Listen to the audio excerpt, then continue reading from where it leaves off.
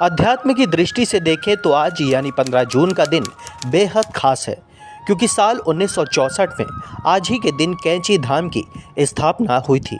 आपको बता दें कि बाबा नीम करौली का कैंची धाम आश्रम उनके कई चमत्कारों के लिए प्रसिद्ध है। आज कैंची धाम का 59वां स्थापना दिवस मनाया जा रहा है।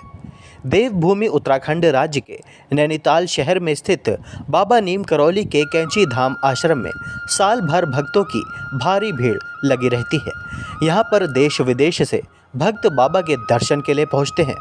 बाबा नीम करौली के सभी भक्तों को 15 जून का बेसब्री से इंतजार रहता है, क्योंकि इसी दिन बाबा नीम करौली ने कैंची धाम में विधिवत तरीके से हनुमान जी की स्थापना की थी। तभी से इस दिन को कैंची धाम के स्थापना दिवस के रूप में मनाया जाता है। इन दिनों यहाँ का नज़ारा देखते ही बनता है।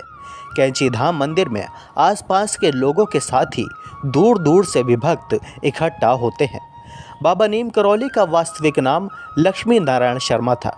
उत्तर प्रदेश के फिरोजाबाद के अकबरपुर गांव में उनका जन्म हुआ था। बताया जाता है कि सन 1900 के आसपास उनका जन्म हुआ था। किशोरावस्था में ही उन्होंने घर बार छोड़ दिया था और साधु हो गए थे।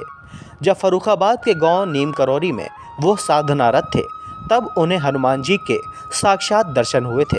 बस तब से बाबा का नाम नीम करौली महाराज पड़ गया था। बाबा ने 11 सितंबर 1973 को लंबी बीमारी के बाद वृंदावन में अपना शरीर त्याग दिया था। बाबा नीम करौली के बारे में कई चमत्कारिक कहानियाँ प्रचलित हैं। उनको मानने वाले कई घटनाएं बताते हैं। बताया जाता है कि एक बार उनके भंडारे में घी कम पड़ गया था। बाबा ने अपने भक्तों से शिप्रा नदी से पानी लाकर कड़ाही में डालने के लिए कहा और फिर उन्होंने इसे घी में बदल दिया था। बाबा नीम करौली के देश ही नहीं बल्कि विदेशों में भी भक्त हैं। उनके भक्तों में फेसबुक संस्थापक मार्क जुकरबर्ग, एप्पल कंपनी के संस्थापक स्टीव जॉब्स भी शामिल हैं। स्टीव जॉब्स को लेकर कहा जाता है कि वह 1973 में भारत की यात्रा पर आए हुए थे। कई असफलताओं के बाद जॉब्स ने संन्यास लेने का मन बना लिया था, लेकिन वह नीम करौली बाबा के दर्शन के लिए पहुंचे थे।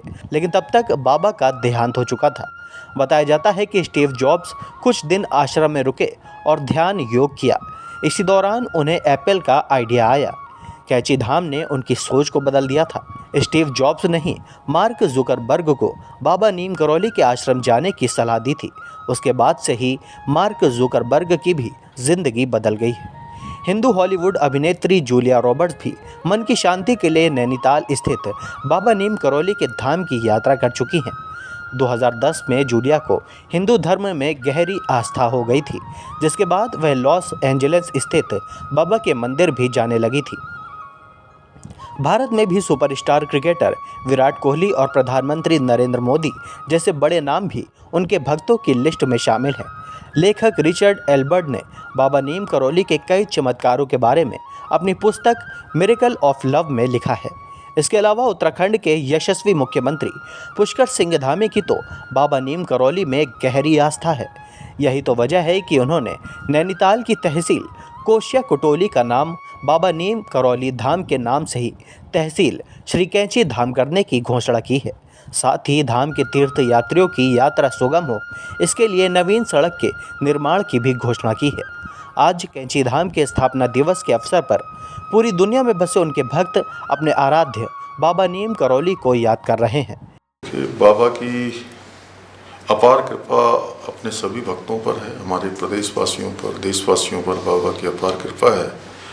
बाबा के धाम आने वाले सभी तीर्थयात्री भक्तगण, उनको कोई भविष्य में परेशानी न हो, आवागमन में उनकी सुविधा बनी रहे, जाम इत्यादि की जो बड़ी समस्या, क्योंकि आज के दिन बाबा के यहाँ भक्तों का अपार मेला लगा होता है, अपार संख्या होती है, पूरे देश भर से भक्तगण आते हैं। उसको देखते हुए हमने पिछले दिनों घोषणा करी थी कि राती घाट से सैनिटेरियम तक बाईपास बनाया जाएगा। अगले 1 वर्ष के अंदर हमारा प्रयास होगा कि ये सड़क का काम पूरा हो जाए। इसके साथ साथ एक अनदर जो दूसरा रास्ता है वह भी हम देख रहे हैं कि जिससे कि वहाँ पर जो जाम और पार्किंग की समस्या होती है उस समस्या से निजात मिले। साथ ही जन भावनाओं और नीम करौली महाराज के श्रद्धालुओं की आशाओं को पूरा करने के लिए तहसील जो कोशिया कोटोली है उसका नाम भी तहसील श्री कैंची धाम होगा। यह भी हमने यहाँ से निर्णय किया है। Special report Dastak times.